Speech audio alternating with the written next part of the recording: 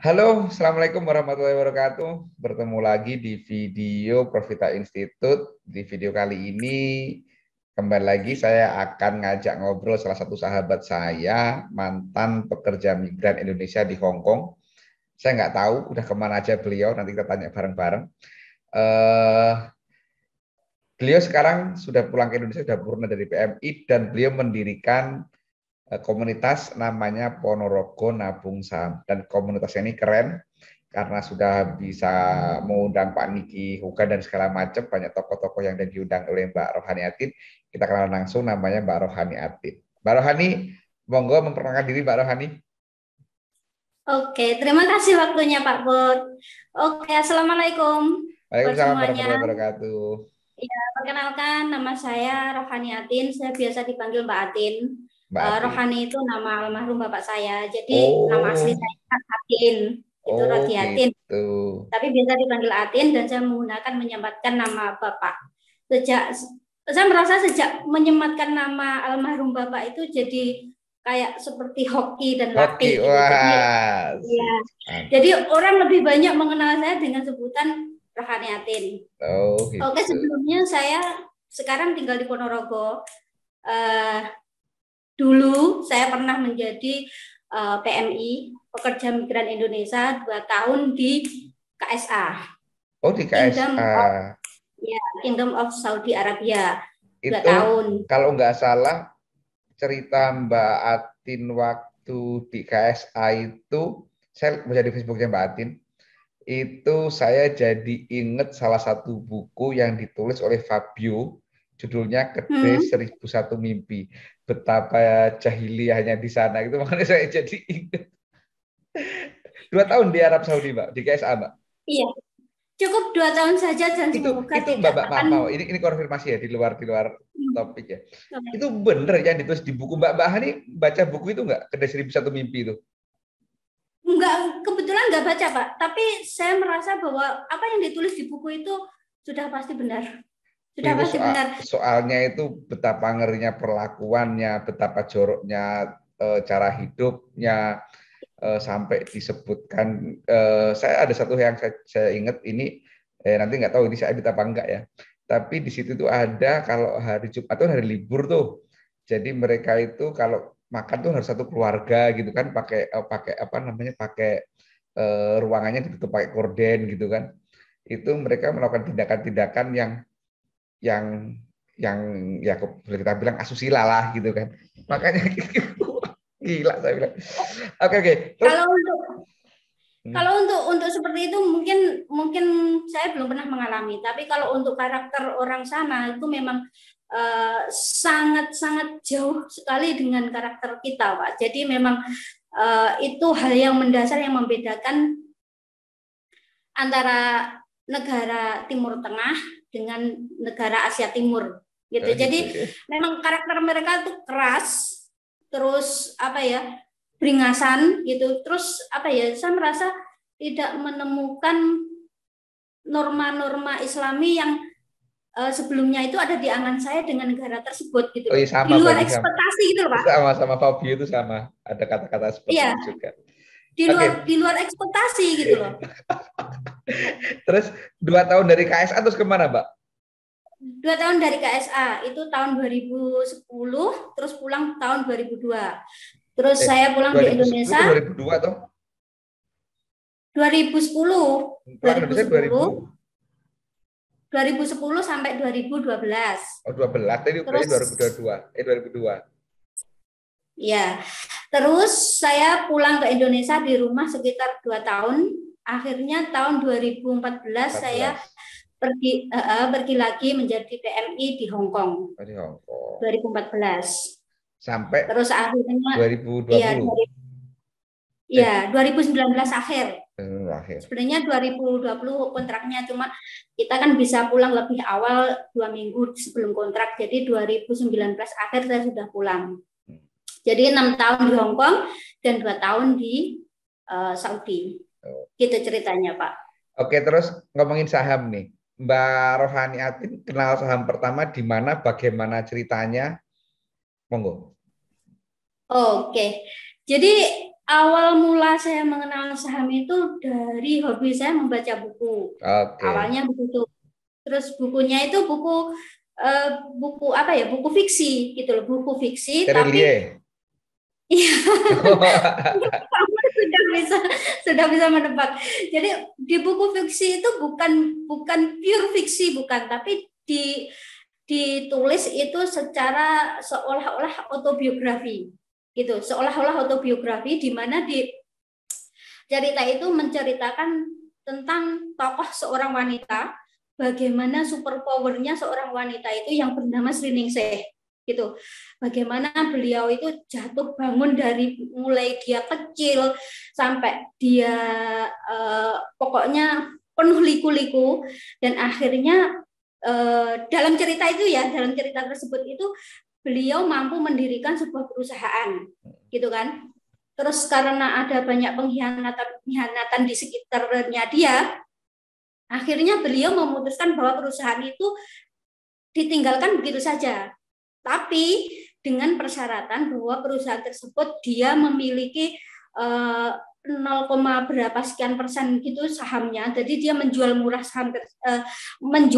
perusahaan tersebut, tapi dia masih mengikuti andil di saham tersebut. Setelah sekian tahun berlalu, mungkin sekitar berapa 40 tahun kalau nggak salah di cerita tersebut, beliau meninggalkan negara Indonesia karena ada rong-rongan dari para pengkhianat itu. Beliau tinggal di Paris. Nah, di saat tua beliau masih ingat bahwa oh saya kan masih punya harta gitu ya. Terus sebelum meninggal, beliau itu memberikan wasiat bahwa harta ini nanti harus dibagi kepada siapa itu.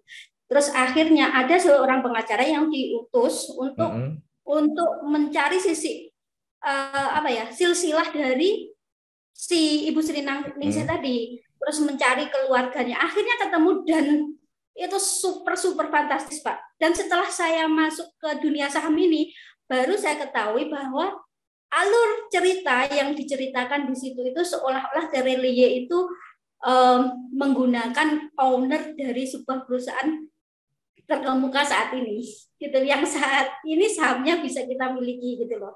Oke. Yang jelas Itu judulnya apa lali ya, Mbak? Aku baca itu, tapi aku lali judulnya apa ya, sih? Apa judulnya itu tentang ya? kamu, Apa? tentang kamu Tentang judulnya. kamu ya, ya. Saya Ya, baca itu. Saya baca. Makanya ya. waktu ngomong fiksi saham, sekarang sih kalau beberapa menyinggung saham tuh bukunya di Lestari juga ada yang nyinggung masalah saham juga sekarang. Oke. Oh, Terus setelah itu gimana, Mbak? Setelah baca cerita fiksi itu gimana? oke. Setelah membaca buku cerita panjang lebar tentang buku tadi, terus saya kan waktu itu tahun Februari, bukan 2018. Saya membaca buku itu 2018. Terus saya itu kayak tergelitik gitu, Pak. Tergelitik tentang dunia saham ini gitu loh. Terus saya belajar sendiri di YouTube, belajar sendiri di Google kayak gitu kan. Terus akhirnya yang namanya belajar otodidak, kita itu waktu itu tahun 2018 2019 itu saya mencari circle pertemanan saya yang membahas tentang saham itu sama sekali tidak ada, Pak. Satu pun tidak ada. Yang untuk saya buat rujukan bertanya, ini mulainya harus bagaimana, itu nggak ada. Akhirnya saya itu hanya bisa melewati tutorial di YouTube yang katanya harus download aplikasi inilah, download aplikasi itulah gitu. Dan masih mental juga. Akhirnya waktu itu saya tapi itu belum punya RDN. Belum punya. Kita Okay. masih mencari info untuk membuka RDN dulu gitu kan. Terus waktu itu ada salah satu pertemanan saya itu seorang senior di Hong Kong sana, yang beliau itu dituakan lah di Hong Kong, itu dituakan, yang pernah membahas tentang saham gitu. Terus iseng-iseng, kebetulan saya sudah akrab sama beliau. Terus akhirnya saya iseng-iseng tanya ke beliau, Pak, boleh tanya-tanya tentang saham nggak? Seperti itu. Terus beliaunya menjawab. Terus waktu itu beliau itu saya tahu juga karena beliau itu orang yang dengan kesibukan yang banyak lah Pak ya. Jadi untuk melayani para penanya tentang saham ke beliau itu beliau tidak punya banyak waktu untuk menerangkan gitu. Bahkan terus akhirnya kan beliau punya grup, saya dimasukkan ke grup itu. Bahkan kalau ketika pada akhirnya saya sudah mulai paham, beliau itu melimpahkan orang yang bertanya itu untuk saya yang menjelaskan seperti itu. Padahal itu belum punya RDN itu ya? Belum, waktu itu belum punya RDN. Terus akhirnya karena kesibukan beliau itu Pak saya kan belum bisa buka RDN, ya udah saya titip dana saja ke Bapak, saya bilang gitu. Tapi sebenarnya setelah akhirnya saya tahu masuk ke saham, hal itu sebenarnya tidak dibenarkan gitu loh, tidak diperbolehkan gitu loh. Tapi karena saya saking minatnya, karena saya merasa buka RDN itu susah. Ya wis lah saya titip aja kayak gitu. Tapi alhamdulillah beliaunya amanah Pak. Dan apa namanya, untuk memfasilitasi kami itu, kami kayak dibikinkan aplikasi khusus berapa uang yang masuk, dibelikan saham apa, seperti itu. Terus karena udah kita bilang semesta udah merestui gitu ya. Akhirnya tadi kan Februari saya masih ingat sekali, Valentine Februari tahun 2019. Awal mula saya menitipkan dana itu.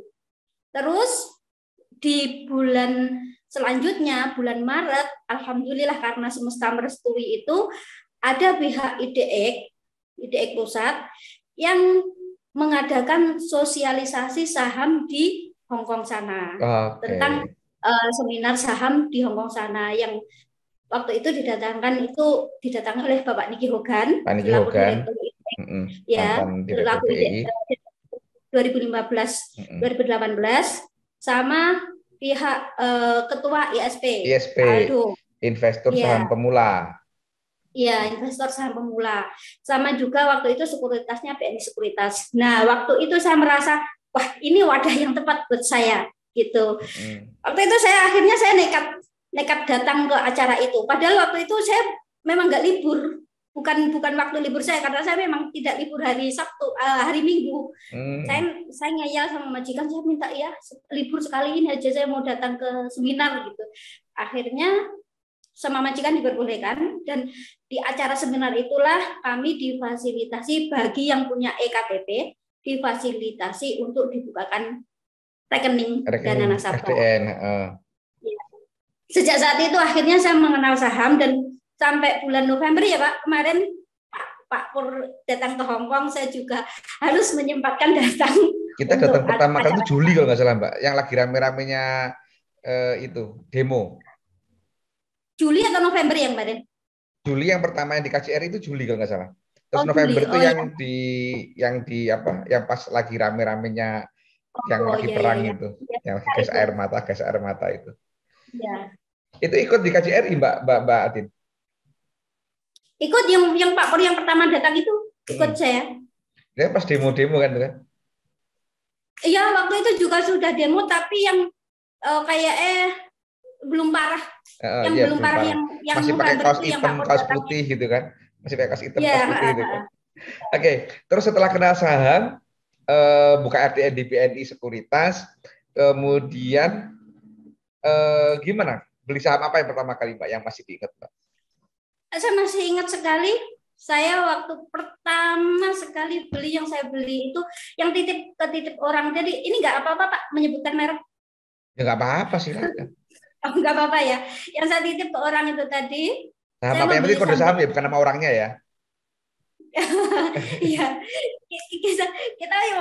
Saya waktu titip ke orang itu, beliau itu menyarankan saya untuk membeli saham BRI atau BCA. Waktu itu menyarankan untuk investasi di saham BRI atau BCA saja. Tapi nggak tahu kenapa insting saya pengen membeli BNI gitu loh. Waktu itu pikiran saya itu sangat awam sekali. Saya mikir, wah kayaknya kalau BRI terlalu murah gitu. Waktu itu. Terus kalau bagi saya gitu. Terus kalau BCA kok terlalu mahal gitu. Terus saya beli yang sedang-sedang saja. Saya ke BNI. Gitu ya. Okay. Iya, Dan mungkin semesta yang akhirnya menjodohkan saya dengan BNI Sekuritas itu tadi, karena saya waktu di seminar itu saya sudah saya sudah berani membanggakan diri bahwa saya pemiliknya saham BNI gitu loh. Jadi sombong nih ya. Sudah bisa sampai Pak. Jadi dari situlah Pak Niki Hogan itu sangat yang paling diingat itu saya gitu loh. Karena yang diingat itu saya, karena saya sudah menurut beliau sudah memiliki saham BNI ketika yang lain itu belum paham apa itu saham. Terus kebetulan kan waktu di acara seminar itu saya juga berhasil menjawab pertanyaan beliau, dapat hadiah bukunya beliau, karena saya juga penyuka tulis menulis dan membaca. Akhirnya bukunya itu kan saya review, dan dari situlah kedekatan saya dengan Bapak Niki Hogan. Sampai akhirnya Mbak Atin pulang mendirikan Ponorogo Nabung Saham. Beliaulah salah satu tokoh yang ada di Bali ini mencarikan link-link dan seterusnya. Nah, sekarang motivasi Mbak Atin untuk mendirikan Ponorogo Nabung Saham itu apa, Mbak? Kalau motivasi saya itu sebenarnya sangat didasari dari pengalaman saya pribadi, Pak. Jadi pengalaman saya pribadi tadi ketika saya udah tertarik gitu, kayak belum menemukan wadah yang tepat gitu loh. Jadi karena pengalaman pribadi saya ketika saya tertarik, saya belum bisa membuka RDA sendiri, dan akhirnya saya harus menitipkan dana. Niat saya mendirikan komunitas ini untuk mewadahi mereka agar mereka itu bisa membuka RDN secara mandiri, agar mereka itu juga bisa terjun action dengan mandiri, seperti itu loh. Hanya itu aja sebenarnya. Saya masih ingat katanya mayoritas yang diedukasi di awal tuh buruh tandur segala macam, itu saya wah luar biasa ini. Iya, karena saya sendiri juga seorang buruh tandur, Pak. Saya tidak malu untuk mengakui itu. Karena kalau di waktu karena saya sendiri juga memang tidak punya tanah, jadi ketika saya di rumah waktu nganggur itu disuruh ya berangkat aja ya, memang seorang buruh tani gitu loh. Luar biasa. Dan lingkungan sekitar saya juga ya mereka nggak menutup kemungkinan siapa aja yang tertarik ya udah kita tampung. Ada yang pedagang, ada yang pengrajin, ada yang pegawai juga, dan buruh tandur juga ada gitu loh. Jadi makanya, memang benar-benar orang awam, benar-benar orang masyarakat umum. Saya kenapa ngajak Mbak Atin untuk ngobrol gini, karena saya ingin membuka mata gitu kan, bahwa saham itu bukan sesuatu yang mewah. Artinya siapa saja bisa. Makanya saat waktu kita ngobrol kapan hari, Mbak Atin cerita waktu baru pulang kalau nggak salah, Mbak Atin cerita mayoritas anggota PNS itu adalah buruh tandur, Pak, di sini gitu. Wah, itu ini harus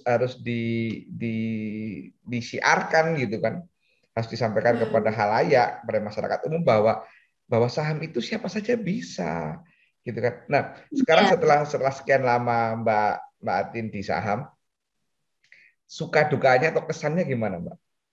Ada pengalaman paling happy, pengalaman paling pahit, itu gimana di saham, Mbak?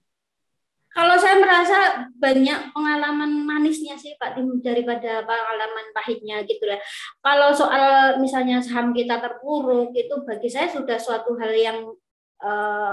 yang biasa ya dalam dalam setiap kita melakukan langkah-langkah kita itu pasti akan ada resikonya. Karena memang dari awal saya masuk ke saham ini kan memang tujuannya untuk investasi jangka panjang. Jadi ketika saham saya turun dalam gitu, saya udah enjoy aja, toh itu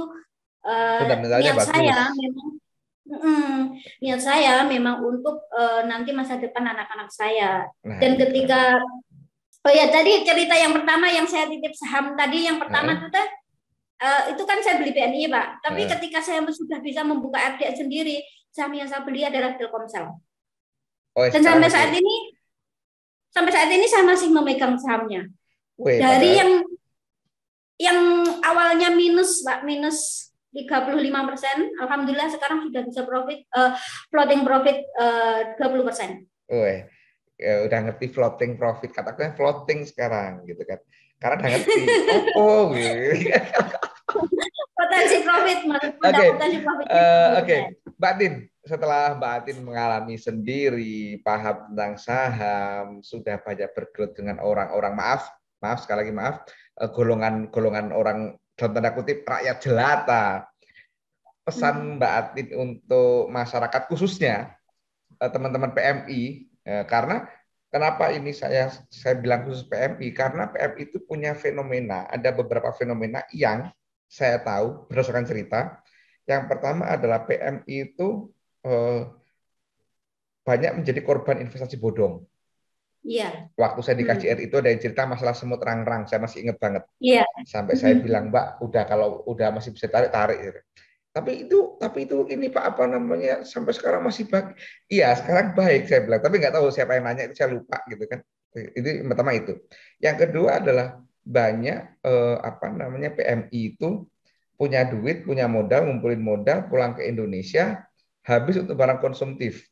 Contoh yang paling yang banyak saya dengar adalah beli motornya nggak mau yang biasa, paling nggak Ninja atau Satria FU, dan makanya itu dibuat lagunya NDX gitu kan. Nah, itu terus yang ketiga adalah mereka buka usaha, punya modal buka usaha, modalnya nggak jalan, balik ke negara tujuan lagi. Terus sama yang terakhir adalah banyak PMI yang takut pulang karena aku nanti mau ngapain ya di Indonesia ya.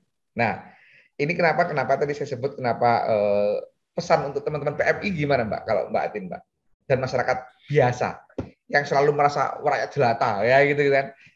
Monggo Mbak. Sebenarnya kalau untuk hal itu sebenarnya terkadang memang susah sekali Pak untuk membuka mindset mereka, itu sangat susah sekali. Kalau menurut saya itu solusi satu-satunya hanya sebuah literasi keuangan sih. Untuk apa ya, intinya itu yang mereka butuhkan, saya merasa yang mereka butuhkan itu adalah literasi tentang keuangan, tentang financial planner. Sama bagaimana investasi mereka, segala macam. ya, bagaimana mereka memanage keuangan gaji mereka agar mereka itu tidak konsumtif gitu loh. Nah, tapi terkadang susah Pak untuk membuka mindset mereka. Satu pemikiran dari Mbak Wijiati Supari, saya yakin Mbak Atin Pak mungkin kenal ya sama Mbak Wiji. Mbak Wiji itu pernah ngobrol sama saya. Beliau itu punya keinginan bahwa orang yang mau berangkat dari PMI itu kan ada pendidikan tuh. Ada pendidikan, ada semacam keterampilan segala macam. Mbak Wiji itu kepingin orang-orang yang mau berangkat itu dikasih literasi keuangan, diajarin investasi, plus dibukain RDN. Jadi nggak akan terjebak di dunia bodong yang segala macam itu. Nah itu impian ya mungkin sama dengan Mbak Atin mungkin. Nah, itu sebenarnya ide yang bagus Pak kalau misalnya dijalankan gitu. Kalau misalnya Disnaker mau menjalankan itu sebenarnya ide yang bagus itu. Ya, masalahnya kita nggak punya suara, kita nggak punya suara dan orang Disnaker itu masih belum ngerti apa itu saham. Ya itu kekurangan kelemahannya itu Pak. Mereka juga nggak paham literasi keuangan tentang pasar modal. Iya, sebenarnya itu kan win-win solution gitu loh. Solusi untuk TKW juga, solusi untuk negara juga gitu kan. Sebuah potensi yang sangat besar sebenarnya dari situ. Oke. Apa namanya pesannya Mbak Atin apa untuk teman-teman PMI, teman-teman orang biasa di Indonesia terkait dengan saham? Terkait dengan saham, sebenarnya dunia saham ini dunia yang sangat-sangat mudah sekali dimasuki. Tidak membutuhkan terlalu jelimet ilmu, tidak membutuhkan modal yang begitu besar. Siapapun dengan pendidikan apapun, kita bisa memasukinya, kita bisa mengambil peran serta menjadi seorang investor di negeri sendiri, kita bisa turut serta memajukan negeri kita, dan kita bisa memperbaiki perekonomian keluarga kita. Itu aja Pak. Berarti intinya mendukung bahwa teman-teman PMI siapapun masyarakat Indonesia itu untuk mengenal saham sejak dini gitu kan. Nah, sekarang kalau teman-teman yang merasa awam, terus merasa orang biasa, wah aku kepengen kan biasanya orang itu ada mental block sehingga kalau mau bergabung dengan orang yang maaf ngerasa lebih wow gitu kan, minder duluan. Sekarang kalau misalkan ada yang tertarik masuk ke PNS, program usaha, itu hubunginya ke Mbak Atin. Iya, saya Nomornya memang sengaja. nomornya berapa, Mbak? Ya, oh bisa di nomor WhatsApp saya, nomor pribadi saya 0812 7005 3617. Oke. Nanti nomor Atau itu boleh tak tulis di layar ya, Mbak ya? boleh. Oke. Atau bisa juga ke Facebooknya grup Ponorogo Nabung Saham, atau juga Facebook pribadi saya Rohani Atin. Juga ada IG saya Atina Umivia, juga IG Ponorogo Nabung Saham. Jadi bisa menghubungi yang saya utarakan tadi. Saya memang sengaja di komunitas ini saya cuma memberlakukan satu pintu, Pak. Nah, itu udah peraturan saya dari awal, saya hanya memberlakukan satu pintu, yaitu saya. karena beberapa Adminnya kali cuma saya. ada kasus orang ngepom-pom, orang ini. Iya. Oke, Bukan hanya apa ya, bukan hanya pom-pom aja, Pak. Kadang ya adalah yang begitulah ya. okay. Jadi saya hanya ingin mengetahui siapa masing-masing anggota saya. Itu bagaimana dia, siapa dia, dari mana dia, saya tahu. Jadi ketika suatu saat ada masalah, saya bisa mengambil tindakan, saya bisa tahu dia itu siapa. Terus bagaimana. Selain itu juga kalau saya yang memasukkan sendiri, mereka itu merasa nggak ada jarak antara saya dan mereka gitu. Jadi mereka itu kadang curhat portofolio atau curhat apa, mereka merasa nyaman. Tanya ke saya itu merasa nyaman.